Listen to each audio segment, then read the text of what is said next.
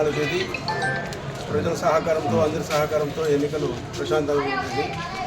రేపు నెల అంటే 4/6/24వ తేదీ కౌంటింగ్ మొదలవుతుంది. 8 నుంచి సాయంత్రం రిజల్ట్స్ వచ్చిన తర్వాత కౌంటింగ్ జరుగుతుంది. ముఖ్యంగా కౌంటింగ్ సందర్భంగా మనకు ఒక స్పెషల్ పార్టీ వచ్చింది, సిఏపిఎఫ్ పార్టీ వచ్చింది. 95 మంది వరకు వచ్చారు. వాళ్ళు 42 మంది ఆలగడ్డ సబ్ డివిజన్కు అలాట్ చేయబడింది. వాళ్ళతో సబ్ డివిజన్ మొత్తంలో ఆలగడ్డ అసెంబ్లీ కాన్స్టిట్యూన్సీ మొత్తం కూడా ఫ్లాగ్ మార్చులు, కార్డన్ సెర్చ్లు చేస్తున్నాము. అదేవిధంగా ఈరోజు చాగల్మరి పట్టణంలో ఓల్డ్ బస్టాండ్ నుంచి టౌన్ వరకు కూడా సుమారు 2 కిలోమీటర్ల వరకు ఫ్లాగ్ మార్చ్ పట్టణంలో చేయడం జరిగింది. ఇందువల్లగా ప్రజలందరూ కోరేది ఏమంటే కౌంటింగ్ 4వ తేదీ రేపు నెల 4వ తేదీ కౌంటింగ్ జరుగుతుంది.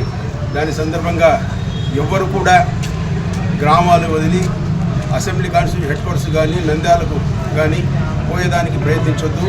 ఇళ్లలో ఉండి ఈరోజు సెల్ ఫోన్ల ద్వారా టీవీ ద్వారా రిజల్ట్స్ కనుక్కోవచ్చు.